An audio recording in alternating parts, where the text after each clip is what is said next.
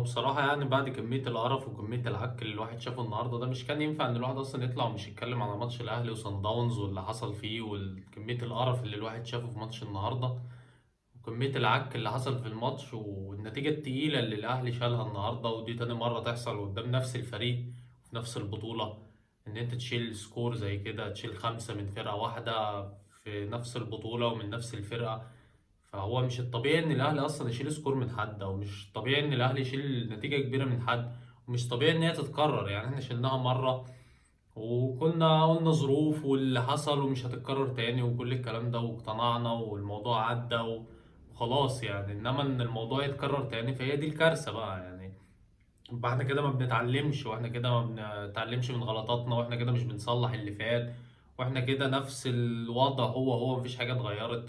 يعني كمية القرف اللي الواحد شافه النهاردة بصراحة ما يتسكتش عليها يعني من أول واحد في الفرقة لعند آخر واحد، من أول مجلس الإدارة لعند أقل واحد في الفرقة. فيعني هي الكل لازم يتحاسب والكل لازم يقف، ولازم نشوف احنا التقصير فين، ولازم نعرف العك ده بيحصل ليه، ولازم نشوف حل للموضوع ده، ولازم نشوف حل لكمية اللعيبة اللي ملهاش أي صنف اللازمة في الفرقة. ولازم تدعم فرقتك بشكل كبير. يعني انت اقوى فرقه في افريقيا واكبر فرقه في افريقيا واكتر فرقه محققه انجازات بعد ريال مدريد في العالم كله. ان انت ما يكونش عندك لعيبه تقيله ولاعيبه تقدر ان هي تنافس ولاعيبه تكون قد المسؤوليه، فهي دي الكارثه بحد ذاتها. ان انت المدرب يطلب منك لعيبه وانت ما تدعمهوش بيها، فهي دي كارثه برضه، وهي دي مصيبه. وهي دي اللي بتوصلك لطريق مسدود في الاخر، وبتوصلك لطريق انت مش عارف له اصلا نهايه، ومش عارف انت هتوصل بيه لفين.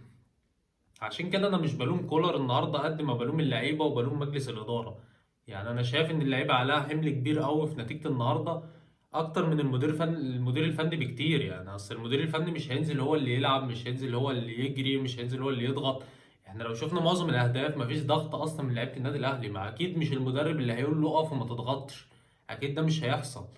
فكون ان انت تلوم المدرب او تلوم كولر على اللي حصل ده فهي غلطه بصراحه. فاللعيبة أنا شايفها هي أكبر مقصر في النتيجة بتاعت النهاردة، وهي التقصير الكبير وبنتيجة كبيرة، وحملهم 99% من نتيجة الماتش. فكون إن أنت عندك ثلاثة في نص الملعب واللعيب يستلم على حدود ال 18 ويسدد في الجون الأول والكرة تخش جون ومحدش بيضغط عليه، فدي لأ ألوم فيها اللعيب، ملومش فيها المدير الفني. في الجون برضو بتاع اللعيب اللي شاطها من بعيد والشناوي طبعا واقف بيتفرج عليها، الكابتن الشناوي اللي كلنا مش محدش بقى طايقه دلوقتي من كمية الغلطات اللي بقى بيغلطها في الفرقة وكمية الأهداف اللي بقى لها الفرقة بتشيلها بسبب الشناوي. كون إن أنت أصلا الحارس هو نص الفرقة، والحارس هو اللي المفروض يبقى شايلك وهو القائد أصلا في نفس الوقت، وكون إن هو اللي بيغلط فمش عارف يعني هتحمل غلط لمين طيب؟ مين اللي هيقف في ظهر اللعيبه ومين اللي هيساند اللعيبه لما انت اصلا القائد وانت كابتن الفرقه وانت بتغلط اصلا اكتر منهم؟ فهنكلم اللعيبه بناء على ايه لما انت اصلا قائد الفرقه وبتغلط؟ واللعيب برضه بيستلم الكرة من بعيد وبرضه بيسدد من بعيد قوي وبرضه مفيش حد بيضغط عليه. يعني اكيد دي مش هلوم فيها المدرب. اكيد مش هو المدرب مش هيقول للعيب زي ما قلت لك ان انت ما تضغطش. ازاي انا شايف اللعيب بيستلم وشايف ان هو هيصوب على المرمى، وازاي ان انا ما اضغطش عليه؟ اكيد انا كمدرب انا مش هقول للعيب كده. فهي انا بقول لك انا احمل اللعيبه الجزء الاكبر من نتيجه الماتش، لان المدرب ملوش اي ذنب في كميه الكوارث وكميه الغلطات اللي اللعيبه عملتها جوه الماتش، من اول الشناوي لعند قدام محمد شريف. يعني هي الحسنه الوحيده اللي جت في المباراه واللاعب الوحيد اللي شفته عمل اللي عليه وزياده هو كان بيرسي تاو. يعني ما شفتش حد عمل مجهود اكتر منه، ما شفتش حد عمل خطوره اصلا اكتر منه وبذل مجهود في الملعب من لعيبه النادي الاهلي قده. يعني ديانج اصلا اللي احنا بنقول عليه القوه البدنيه واللعيب المتكامل واللعيب ما كانش قادر يشيل رجله من على الارض النهارده، ما كانش قادر يضغط على اللعيبه بتاعه سان داونز، ما كانش قادر يجاري حد منهم ولا حد يفتح معاه سبرنت حتى. فكون ان اللعيب اصلا هو اللي عنده كل الغلطات دي، فانا هحمل المدرب ليه المسؤوليه؟ المدرب ذنبه ايه اصلا؟ او هو يشيل الليله ليه؟ المدرب حط التشكيله اللي كان ينفع ان هي تتحط واللي كان مفترض ان هي تتحط اصلا. يعني من اول الشناوي طبعا كحارس مرمى، عندك عبد المنعم وياسر هم المتاحين عندك. عبد المنعم طبعا ما فيش خلاف عليه رغم الغلطات الكتير اللي عملها في ماتش النهارده، ومن اسوأ ماتشات عبد المنعم اللي شفتها ليه مع الاهلي لعند دلوقتي ومنتخب مصر. عندك ياسر ابراهيم طبعا متولي مصاب وما فيش غير رامي ربيعه بره على الدكه. عندك محمد هاني باك يمين وعلي معلول باك شمال، طبعا يعني ما فيش خلاف عليهم. عندك في نص الملعب لعبت بديانج وحمدي فتحي كان زي ما كان متوقع، والقندوسي معاهم عشان تلعب بثلاثة في نص الملعب عشان تقدر انت تقفل المساحات وتقدر ان انت تقفل المساحات في نص الملعب، وده ما حصلش. يعني هو المدرب حط الطريقة اللي هي تنفع اصلا مع مجريات الماتش. يعني انا شايف ان كولر حط التشكيل اللي ينفع اصلا مع الماتش، وانا كنت متوقع ان التشكيل ده هو اللي هيتحط قبل الماتش. عندك طبعا طاهر، طبعا عبد القادر لسه راجع من اصابه، فطبيعي ان طاهر هو اللي يبدا. عندك الناحيه التانيه بيرسي تاو اللي كان اصلا من نجوم النادي الفرقه النهارده، هو النجم الاوحد اصلا. يعني هو بيرسي تاو هو اللي حضر من النادي الاهلي النهارده، بس مفيش حد لعيب تاني حضر معاه النهارده الماتش ده. عندك محمد شريف طبعا هو المهاجم اللي عندك. يعني انت عندك مين هيلعب مهاجم؟ كهربا، وانا شايف ان كهربا اصلا يعني البدني بتاعه ما يتحملش ماتش زي ده بصراحه. يعني من اللي انا شفته من كهربا في الماتشات اللي فاتت والماتشات اللي هو شارك فيها، لا كهربا ما يقدرش يلعب في ماتش زي ده، وما يقدرش يديك اصلا البدن اللي يستحمل ماتش زي كده. كهربا ما يقدرش يلعبه. فانت حطيت محمد شريف والراجل حط لك جون، والفرصة الوحيدة اللي جات له قدر ان هو يستفيد منها، وكل الكلام ده حلو. ففين بقى غلطات المدرب؟ يعني الحاجة الوحيدة اللي انا لومت فيها كولر هي التغييرة بس، اللي كان نفسي يعملها ان هو يطلع ديانج من الملعب ويحط مكانه مروان عطية.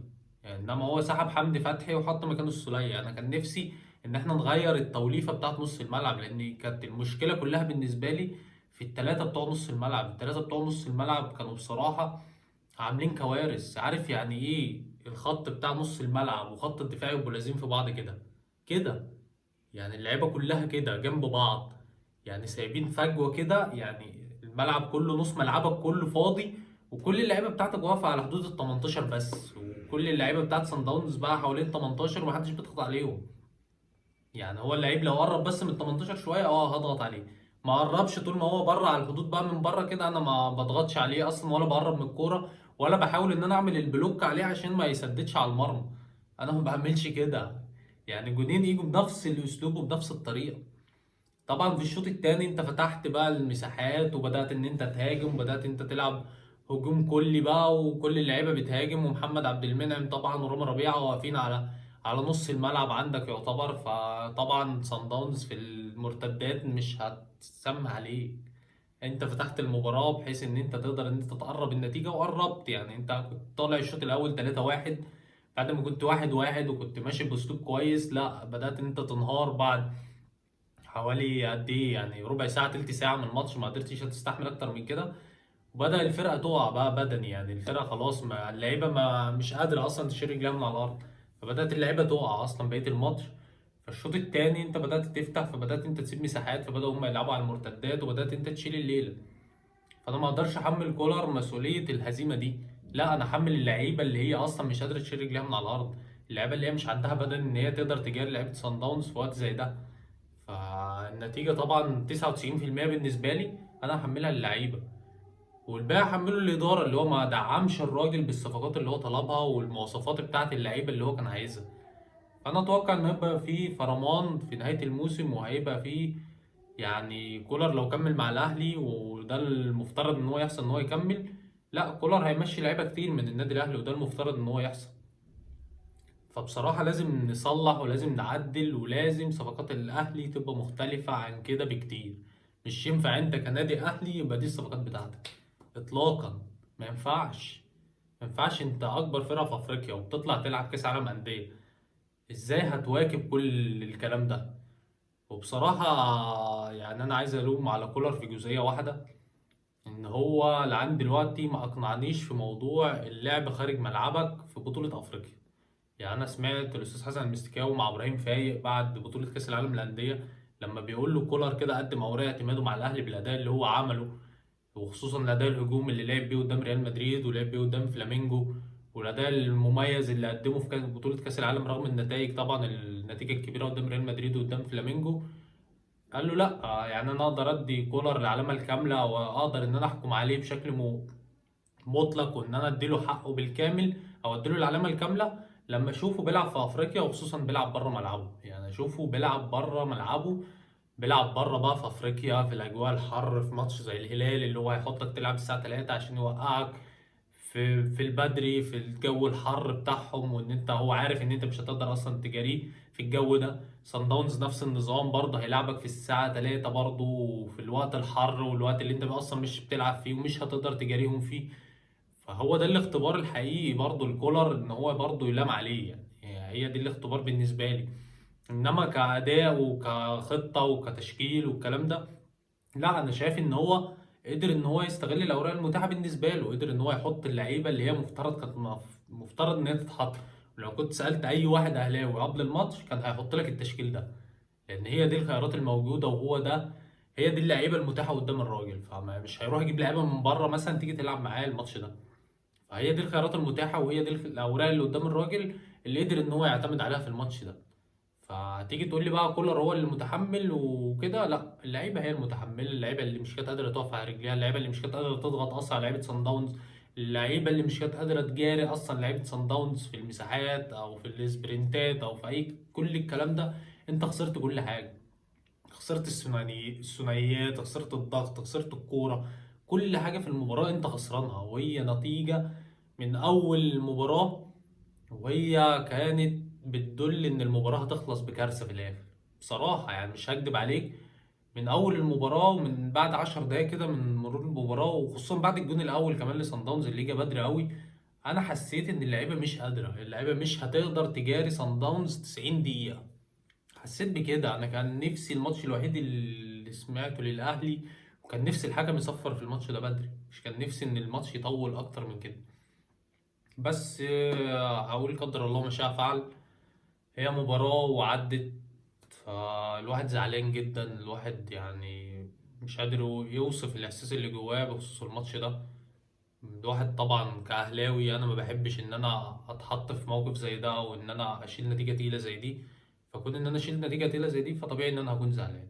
فأنا مش عندي كلام أكتر من كده، وإن شاء الله الجاي أحسن. سلام.